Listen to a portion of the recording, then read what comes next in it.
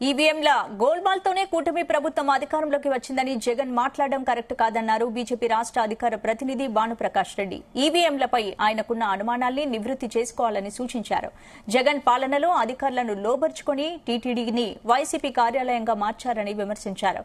లోకేష్ వద్ద ఉన్న red book లాగే తమ వద్ద కూడా బుక్ ఉందని, అందులో ఉన్న అవినీతి దొంగల ముఠాలకు శిక్ష తప్పదని వార్నింగ్ ఇచ్చారు.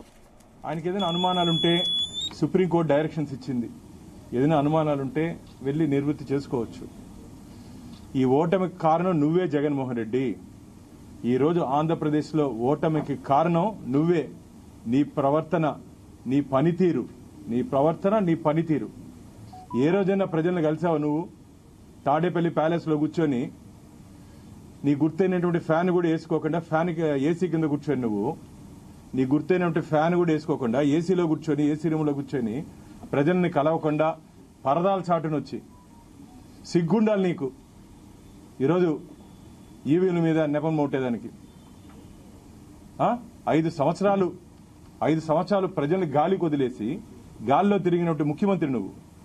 5 సంవత్సరాలు ప్రజల కష్టాల్ని, ప్రజల ఇబ్బందుల్ని, ప్రజల బాధల్ని గాల్లోకి వదిలేసి గాల్లో తిరిగే ముఖ్యమంత్రి నువ్వు. ఇంక నీకు ఓటు ఎలా వేస్తారు ప్రజలు?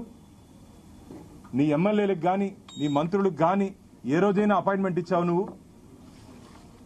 ప్రజా సమస్యల మీద గాని, ప్రజలు పడుతుంటే ఇబ్బందుల మీద గాని ఏమైనా మాట్లాడాలంటే ఏ రోజైనా సరే నువ్వు వారికి అపాయింట్మెంట్ ఇచ్చావా?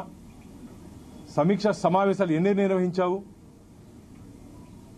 ఈరోజు ఈమెయిల్ మీద అనుమానం ఉంది అంటావు. అసలు నువ్వు సర్వే చేయించుకున్నావే ముందర?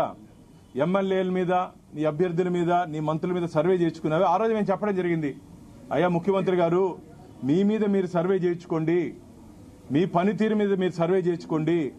అప్పటికే తెలిసిపోయింది ఆయనకి. అరే నా పరిస్థితి ఇది అని. నీ సీటే మార్చాలని చెప్పి ఆంధ్రప్రదేశ్ ప్రజలు భావిస్తున్నారు. నీ స్థానాన్నే మార్చాలని చెప్పి ఆంధ్రప్రదేశ్ ప్రజలు